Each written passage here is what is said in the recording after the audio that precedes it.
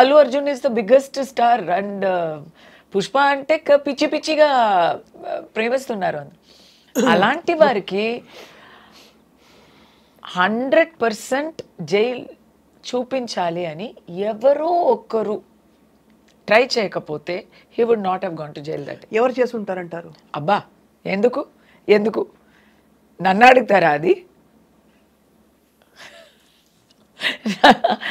ఎందుకు? నేను ఇంతవరకు చెప్పాను కదా మీరు న్యూస్ యాంకరా, నేను న్యూస్ యాంకర్నా? కానీ మీ దృష్టి తెలుసుకుందామని.